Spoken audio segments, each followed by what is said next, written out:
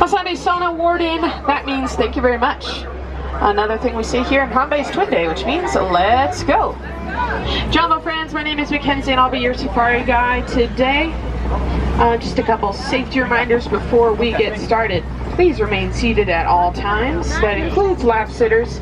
Also keep your hands, arms, feet, and legs inside the vehicle. If you have any loose objects, hold on tight. And as we're entering into the animal cell, as a courtesy to them, don't yell or make kissy noises and keep your inside voices on. They'll appreciate your kindness. If you look above your head, you'll see that animal spotting guide. That'll help you identify any animals we might see here today. We might not see them all, but we usually get pretty lucky. We're starting our journey off in the Little Terry Forest. Some of the animals here are super good at camouflage, so keep your eyes peeled. On the right is my favorite animal, the okapi. They're kind of hiding behind that bush there. They're the only relative of the giraffe. And they kind of have zebra leggings on, but they're not related to zebras. That just helps them camouflage themselves better. And on the left we got the bongos. They're kind of orange color, and both the male and the female will have these horns. And the way that the horns are twisted, it helps them get through the dense thickets and brambles that they live in. And they have white stripes along their side, which is also thought to mimic the sun rays coming through the trees, help add to their camouflage. The greater kudus on the right, they also have those white stripes, but these are females because only the male greater kudu have horns. That one's on your spotting guide. They have long curly horns. And the greater kudus, they're largely silent, but when they do make noise, it sounds like a dog's bark.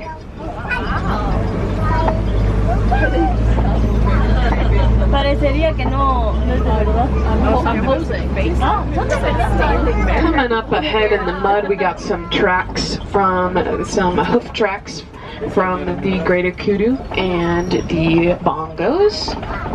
And then over in this corner here, there's a black rhino sleeping. They get to about 3,000 pounds when they are full grown. They're just a little smaller than the other rhinos we have on the reserve. And their horns are made out of keratin, which is the same thing our hair and nails are made out of.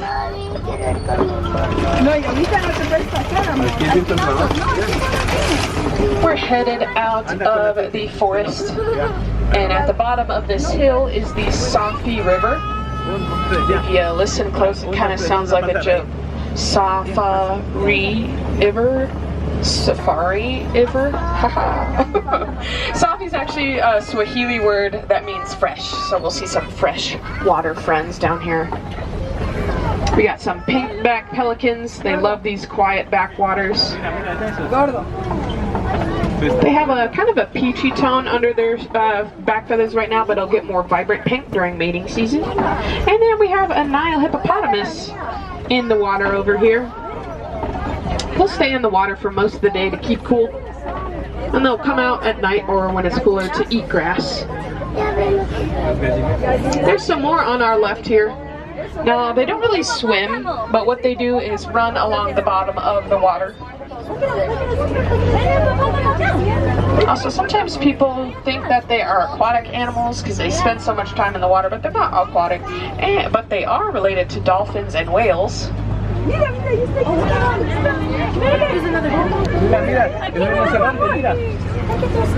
can hold their breath for about 8 minutes, so sometimes they'll fall asleep under the water, and their body will naturally float them up to the surface every 8 minutes to get a breath without waking them up. Coming around, here's a rare sight, seeing a hippo coming out. Mira, acá está otro, mira, mira, mira. Ahí está uno afuera.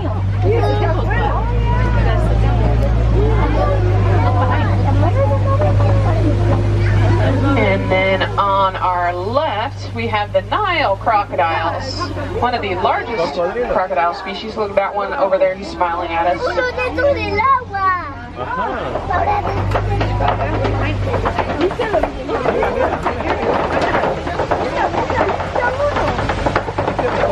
Just kidding, he's not smiling. They'll keep their mouth open and blow out hot air to cool their body temperature. And their jaws are super strong. But they can also be very gentle with them. They'll scoop their baby's eggs up in their mouth if there's any danger around, and they'll roll the eggs around with their tongue against their teeth to help them hatch. Once they're hatched, the babies sometimes catch a ride in their parents' mouth to go faster over large distances. Looks like we're coming down to the savannah. There are less trees and less bushes down here. So that means there's less places to hide. So the animals out here can't rely on their camouflage to keep them safe. Instead, the animals out here have adapted to their environment to be fast and agile, or have big horns to protect themselves. I saw maybe a giraffe in the distance. Let's see what else we can find.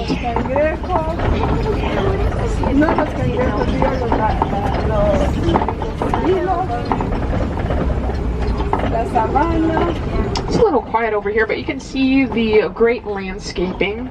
The animals keep the all the plants neat and tidy. We got the lawn mowers of the savannah. They'll eat the grass. And then some really tall animals are the tree trimmers. And then we also have a bulldozer, a really big animal. We'll see if we'll find any of them around here. But first on the left, they're kind of hard to see because they're sleeping right now. These are the wild African dogs, otherwise known as the painted dogs. They're called that because their unique fur coat looks kind of like paint splotches. And they're also related to other canids.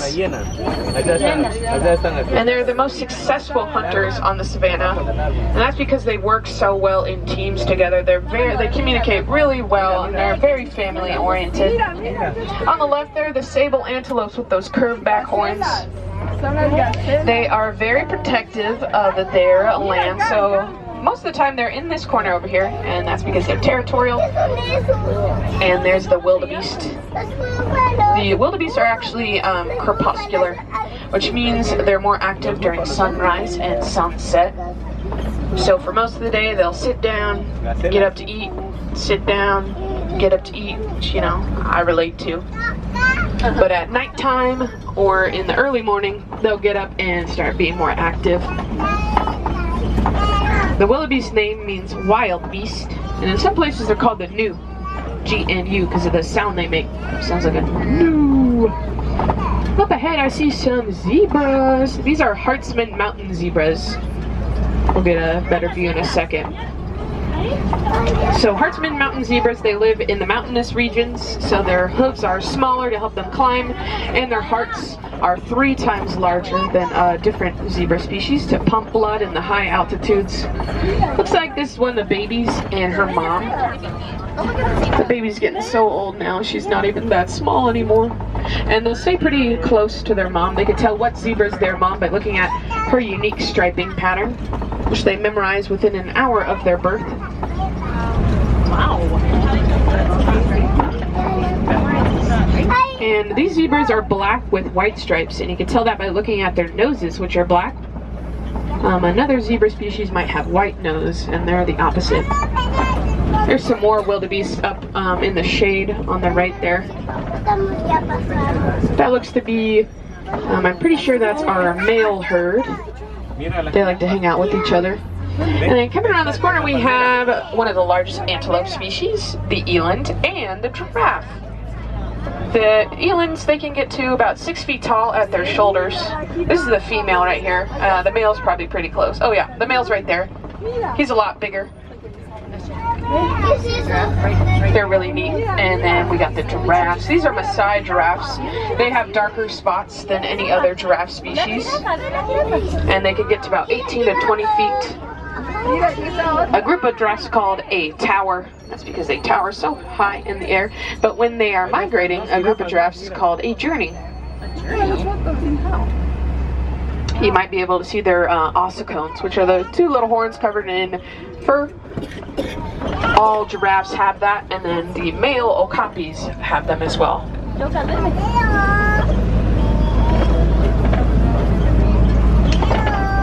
So we saw the tree trimmers, which are the giraffes, and then the wildebeest, they're like the lawnmowers of the savannah.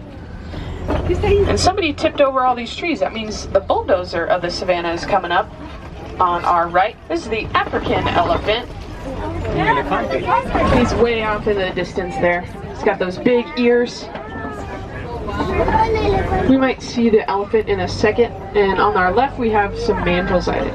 Right when I pointed, oh, there they are. Here's one of the female mandrills. They're the largest monkey species. The females are pretty small compared to the male. They're the same monkey that Rafiki is. And then we're going to come around this corner, get another view of the African elephant. Their ears are larger, which is good because it gets pretty hot out here. So they'll use their ears to fan themselves. One flap of the ears can cool their body temperature about 15 degrees. You see the elephant?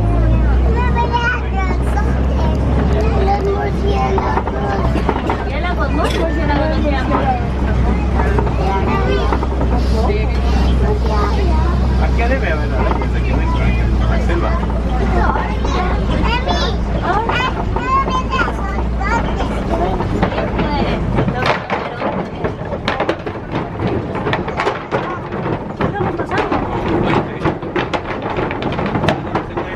So elephants eat a lot of food throughout the day. They eat a lot of hay and a lot of other leafy plants.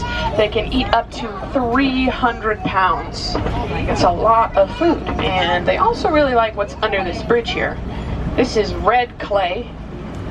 Coming up on the right, we'll be able to see some tusk marks, some evidence of some elephants getting a little snack. They'll eat that clay because it's rich in nutrients. They eat it kind of like how we take vitamins to keep our cells healthy.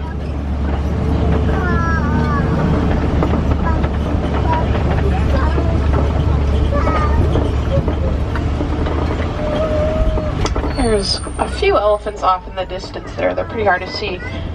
That means it's probably a matriarchal herd, which means they're all females. They're typically larger herds than what we call the bachelor herds, which are herds grouped of males. So the matriarchal herds has all females and then some babies. Now once the male babies grow up, they go off on their own or meet up with some other ones. And on our right, this big weird looking tree, that's a baobab. They're also called the tree of life because they're so full of water. Their bark is kind of spongy to the touch, and animals will poke holes or tear off the bark to get to it like a big drinking fountain.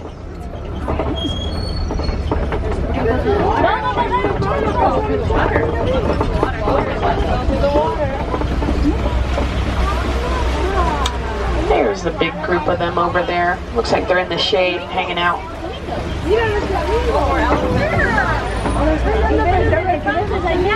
And coming up here are the greater flamingos. They're called that because they are the tallest flamingo species. Also the palest pink.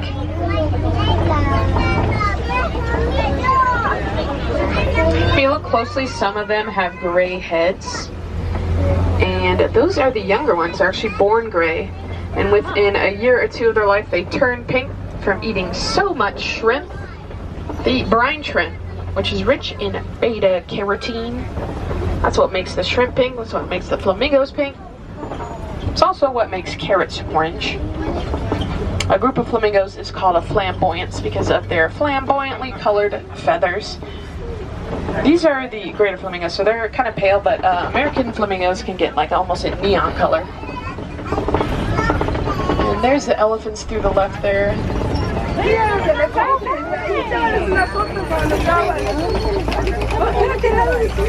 So elephants and rhinos both have really sensitive skin. So they will, the elephants will throw mud onto their backs with their trunks or dust, and that protects their skin from the sun and from bugs and cools them off. And rhinos will do the same thing, but they'll actually roll around in the mud. Up ahead we got a mud wallow. And you can see a lot of the plants around here have mud all over them, like the trees. And that's probably where the rhinos either scratch their side or their face, or where they kind of trim down their horns. See on this tree right here, the mud all over it. Their horns, like I said earlier, are keratin, so it grows throughout their life. So they can trim it down on trees or rocks, and they'll customize it just like we customize our hair.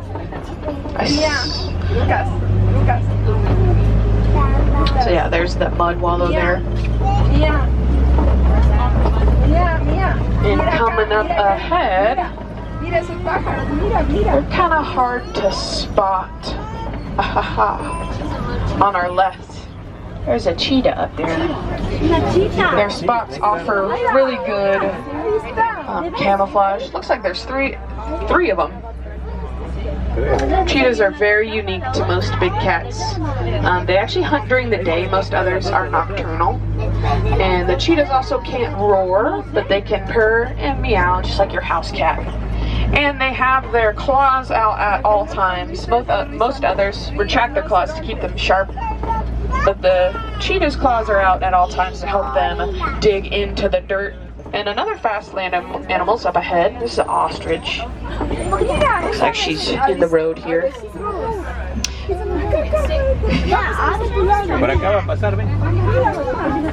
So the ostriches, they can get up to 35 miles an hour.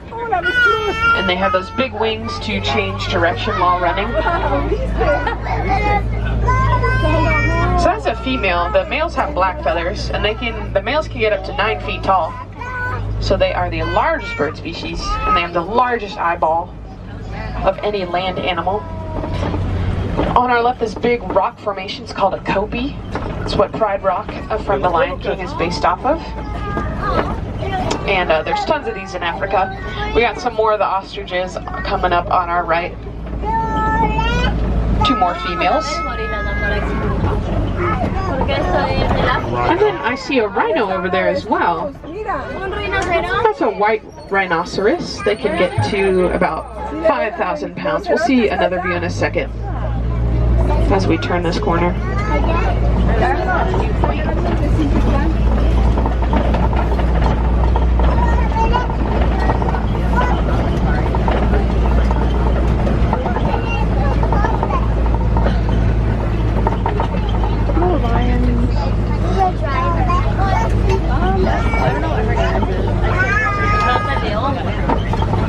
Coming up on our left are the warthogs.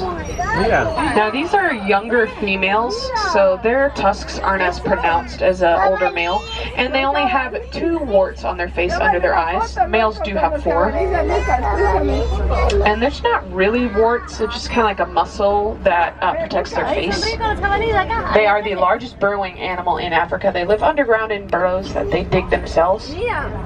Or they can commandeer one from other animals. On the right is some of the rhinos hanging out, and there's one up ahead here. Looks like it's nap time. And there's the other ostrich there. So the ostriches are the largest birds, which means they have pretty big eggs. Some of them are coming up on our right. They'll lay their eggs all together for safety. And one ostrich egg weighs as much as 2 dozen chicken eggs, which makes them the largest eggs in the world. And they're also pretty strong. An adult human can actually stand on an egg and it wouldn't even crack their shell.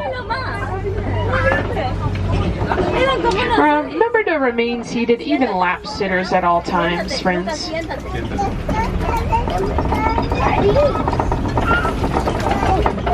Looks like we're coming into the Magadi Glen. Magadi is Swahili for geysers, so we'll see some small geysers and we'll see some small goats. Here's one right there. They are the Nigerian dwarf goats. They live here with the warden. The warden's job is to protect the animals that we saw earlier, and he takes really good care of these goats. Now they're a little smaller than other goat species, but they are full grown. Look at that beard flowing in the wind. Their milk is also rich in protein, much more than a cow's milk. And they do the landscaping for the warden as well. They like to mow the lawn and they eat the weeds for him.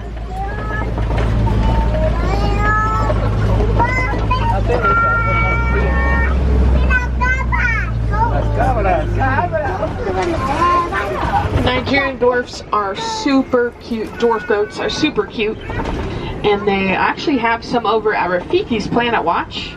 They have a couple other barnyard animals like goats, pigs, and cows that you can go over there and pet at the affection section. Also right next door at Rafiki's Planet Watch they have the animation experience where you can learn from some Disney artists how to draw your favorite Disney animal characters. To get over to Rafiki's Planet Watch is just a short train ride over there. The train is in Harambe. They have tons of stuff over there. I really recommend it. It's kind of like a hidden gem of Animal Kingdom.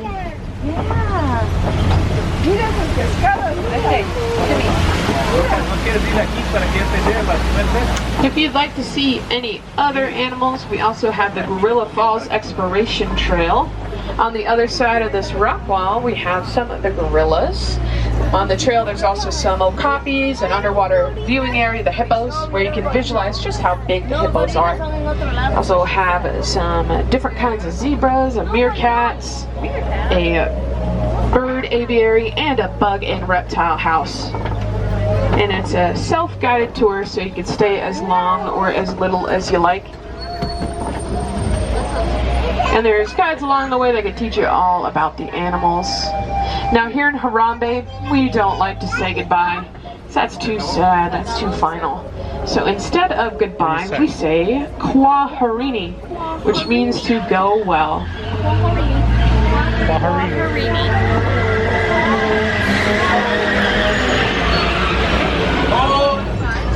So if you're sitting on that right hand side, watch your hands, arms, feet, and legs. The doors will be opening.